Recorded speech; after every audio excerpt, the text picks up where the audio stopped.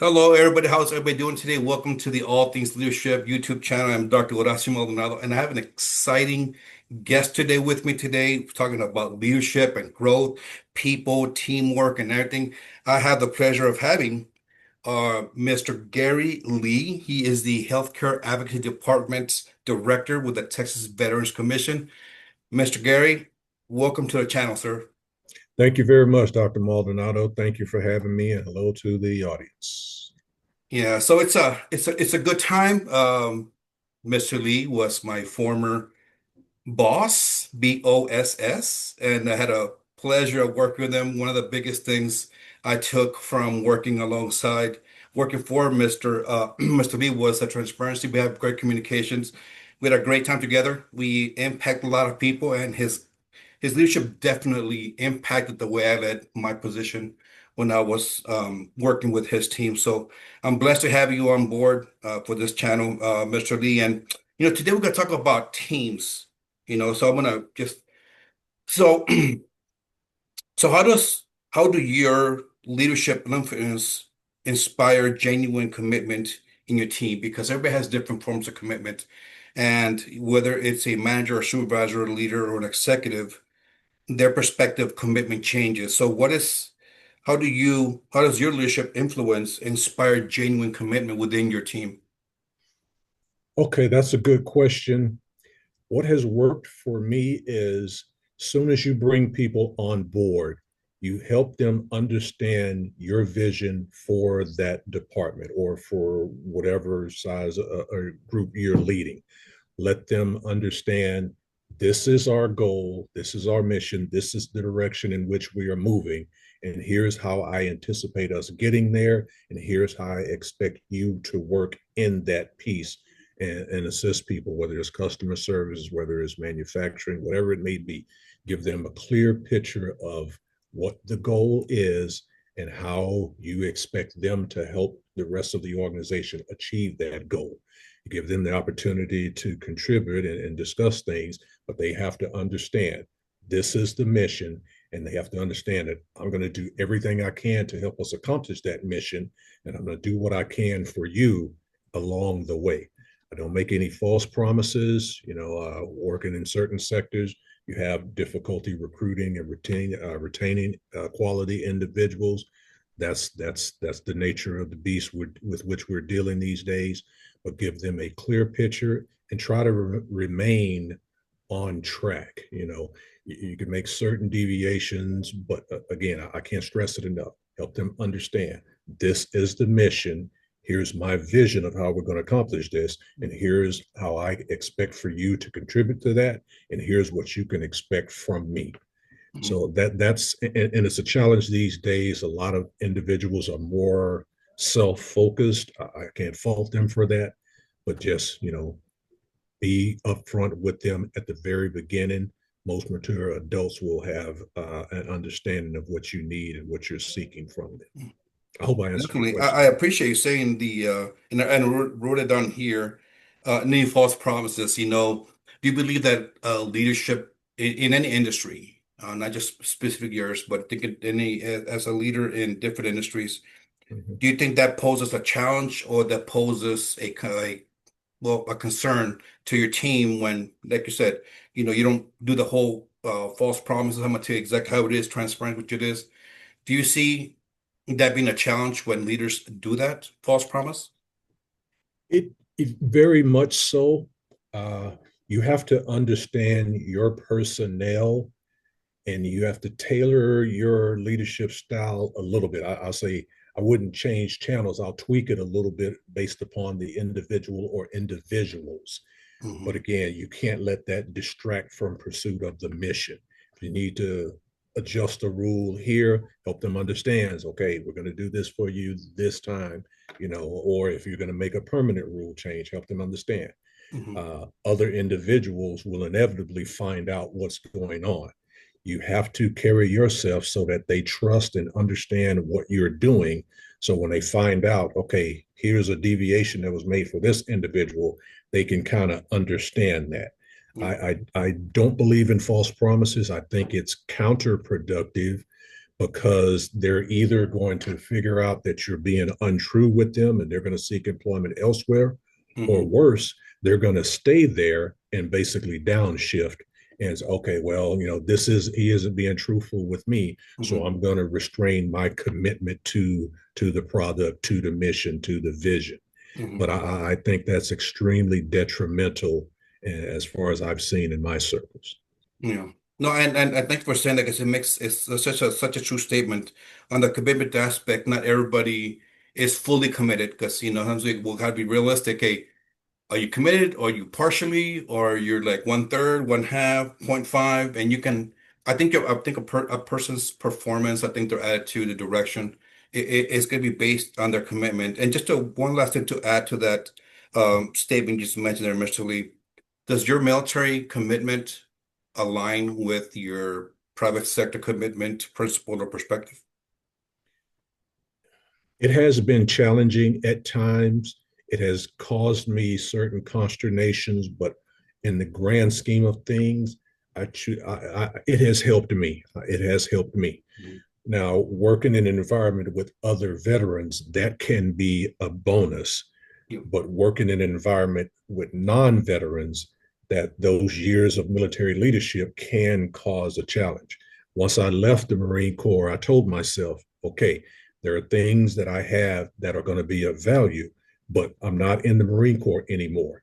Mhm. I felt that, and it took me a bit of an adjustment. I felt that I dialed it back a little bit, but I kind of realized, okay, I have to dial it back a bit more. But Yeah. I still believe in being straightforward and being honest with individuals, uh, and just understand that their perception carries a great deal of impact in how they decide to commit or not and focus on what needs to be done. Sometimes, and as you understand, we don't let things interfere with the mission, whereas in some spaces their lives, their concerns, their issues are what's priority, and the job is second, third, or fourth priority at sometimes. So to answer your question again, there has been times that it has worked for me very well, but there have been severe adjustments that I have had to make along the way. I hope I answered your question on that. Oh, definitely, definitely, definitely. I remember me and you talking during my research and my dissertation. We're talking a lot about, and especially I took a lot of notes when I had that one-on-one with you, and then I had our formal interview. Mhm. You mentioned a lot of great things that as a retiree that has left the military, sometimes doesn't align with with the private sector, and we wanted to, and I agree with you said. Me. I'm like, what? I'm in the eights. I should be good to go. When I get out, I should be, a GM, superintendent. Yeah, that didn't happen very well. It's that commitment piece, and I appreciate that. So, shifting over to a team perspective, what strategies help you keep your teams resilient and purpose-driven under pressure? And in this job, we're always under pressure, it seems like. So how do you keep the troops going, driven, positive, engaged, when we're against the wall, when your team is against the wall, or even your management team is against the wall? How does that come into play with you? Is how do you approach it? Uh, I think the best way, well, let me preface it with this. Try to see these things before they happen. If you're looking at what's going on in your organization, if you know the end of year goal is X, okay, quarterly, weekly, monthly, whatever it takes, make sure that you're moving in that direction. Sometimes you can anticipate, okay, summertime, people are going on more vacations. Maybe they're less focused on the services that we have to provide. You can either understand that, front load, or pick it up after, or maybe you can say, I understand times are a bit sparse in this area. What can I do to pick up extra business in this area? So I think it's incumbent upon any good leader to see these things coming ahead of time. Now, if it's something for which you could not prepare, as overused as it may be, communicating with your personnel, understand, say, hey, we're about to run into this, or this has been put into our lap, or this is right around the corner. Here's what we need to do to adjust to it and overcome. Be honest with them as much as possible. Hey, it's going to hurt us in this particular area. We just got to push through. Or if you can, if you can rightfully incentivize it, Yeah. that can be an advantageous maneuver, but you have to be careful because if you do that once, some people are going to kind of figure out, okay, this is something that I can expect at all times. But again, leadership being aware of these things, try to see these things coming, Mhm. and if it's a surprise, just communicate with your people. Here's how it affects us. Here's what we're going to need to do to get through it. There's been times I've looked at, productivity over the year and toward the end of the fiscal year. All right, what we've done so far is going to leave us short, so we have to readdress. We need to start doing more of this, maybe cut back on this. So maybe I need to adjust the goals a bit higher to get us where we need to be. Now, this also feeds to the beginning. If you were straight with them in the beginning, one can hope that they've built up some trust in you, but hope isn't always a plan. Mhm. Communicate with them, have that established vision in their head, let them know that, hey, you're looking ahead for certain things. And when we run into a hard spot, let them know that here's how we're going to get through this, and they can trust your leadership directly or indirectly. I hope I answered that question for you. Oh, definitely. If What is your biggest buy-in if the team or the management team is maybe not seeing what you're seeing? You're seeing the overall picture, that 365 view. What's a strategy that you would use and you would recommend as a buy-in if it's like, you know what, I'm not really sold on what I need to do. I'm not sure that, Mr. Lee thinks, I don't know, is that more of a personal between yourself and the other individual, or is it like a team concept, or is it or an individualized perspective? Uh, that's a great question. You have to find the balance in that. I tell my individuals utilize, and again, some people say this is a flashback to the military. You're not there anymore. But Yeah. try to use their chain of command. My average person can talk to their supervisor. The supervisors report to the operations manager. And the operations manager reports to me. I want them to try to utilize that particular structure, but also I tell them if there's something with which you're not comfortable speaking to your supervisor or operations manager, you can bring it directly to me. So there has to be a bit of flexibility, but there has to be that structure. This may sound like a dichotomy, but I think knowing when to make that adjustment can be extremely productive for you. They can understand that they still have access to you. They can get your insight. I can be honest with them. Perhaps I can find out something that they're not comfortable telling other individuals. And I tell myself, there's times out of the blue, I might call them up and just say, hey, how's things going? You've Yeah. been with us X amount of months or years, just checking on you. Is there anything you need to talk about? Also, I understand sometimes they're just going to kind of tell me what they think I want to hear. So Yeah. again, the leadership structure itself has to be sound at each level, and that communication without throwing it around like a buzzword, as much as possible, establish that communication. That's going to help them understand that the leadership structure is all looking and moving in the same direction. And when the adjustment needs to happen, everyone will be affected by the adjustment. But the bottom line is we still have to accomplish that mission, whether it's serving individuals, whether it's providing another goods or services or whatever have you. Through all of that, we have to keep that in mind. And, we're going to listen to you when you have a concern. Hmm. I'll tell my people, I might not always tell you what you want to hear, but I will always listen to you and I will always be honest with you. You might not like the answer, right? That sometimes says when I talk to a lot of my clients and they're like, I'm just not, I don't think they understand that I said, look, you have to be transparent. I really appreciate, and I wrote it down here. The leadership needs to be secure, sound, and level. That kind of speaks volumes on in where you're seeing it from. It needs to be stable. It needs to be level. I like that. I Mhm. appreciate that. Yeah. So let me see there, Mr. Lee. If redesigning your leadership model, how would you align people, purpose, and accountability for your team?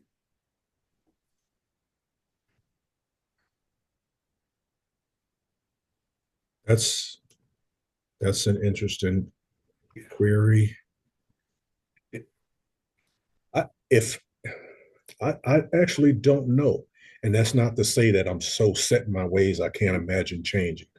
I like to do a self check every so often. Uh, Despite 20 plus years of experience in the Marine Corps and many years doing this job here, I still seek out leadership classes, training, that type of thing. Is there something going on in the industry? Is there something going on in the philosophy of leadership of which I'm not aware? Is there something I can still do, use, or find to make myself a better leader? I try to do that on a regular basis and do that with my personnel as well. Now, I can't send them everywhere they want to go, but I tell them Yeah. if there's something that you want to do, take a course, go here, learn this, talk to me, and we'll see what we can do to make that happen. Now, to answer your, so I say all that to say it's hard to look at my current leadership model and say, here's how I would redo everything. I understand there can be a change of leadership above my head, and they may want and expect different things, which necessitates me, tweaking or making major changes. If that happens, I need to find out what the end goal is, what my leadership wants or expects, and find the best way to get there. Uh, Change management, as you already know, can be challenging. Sometimes that's just human nature and the natural resistance to change. Mm-hmm. But going back to my earlier statements, if you're honest with them and tell them, here's the scenario, here's what's happening, or here's what has happened, here's why we need to adjust, and here's where we are likely to end up if we make this adjustment. Let them know it's going to be minor or it's going to be major. Prep them as much as possible and help them understand this is our most likely path to success. Yeah. And if and when you're wrong, admit it, eat it. Yeah. Hey, you know what? I made this decision at this time. I thought it would get us to where we are. That has not been the result. So this is what we're going to do. Now, along the way, there's a certain level of buy-in that you can get from them by listening to their opinions, their suggestions. After I speak to pretty much anybody, I ask them, okay, comments, concerns, suggestions, questions, and sometimes you'll have the opportunity to work that within the fabric of the change. Sometimes you won't. Mm-hmm. So I hope I'm answering your question, but that's a challenge. Yeah. If you're looking at things along the way and making tweaks and changes, that kind of reduces the grand scale of impact later on. Yeah.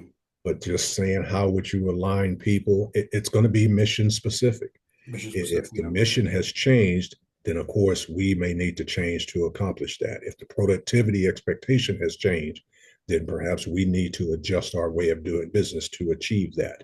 If the service or the expectation of service, the acceptance of service from your clientele has changed for whatever reason, you need to be aware of it and be prepared to make that change. And as much as it sounds like the beating of a dead horse, communicate with your personnel and let them know why, let them know what. Yeah, definitely. I hope I'm answering that question for you. Oh, you did it perfectly. That was a good one. Go Navy. I know you're Marine, man, so I'm just gonna keep it real with it. Staying on the idea of of people alignment, what's more important based on your experience and your perspective, of course, what's more important for success of your team as you're aligning them for success? Is it purpose or accountability?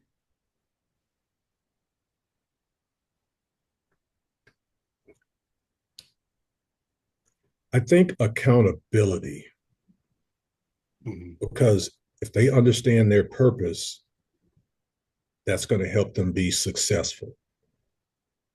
If you understand, if you have made sure they have a complete and mutual understanding of the purpose, because they may think, okay, this is what I need to do, and I'm running full speed in that direction. But after a while, you kind of realize, no, that's not what I meant when I said X, Y, Z. So them understanding their purpose, you ensuring that they have a clear and mutual understanding of their purpose, that's going to drive them.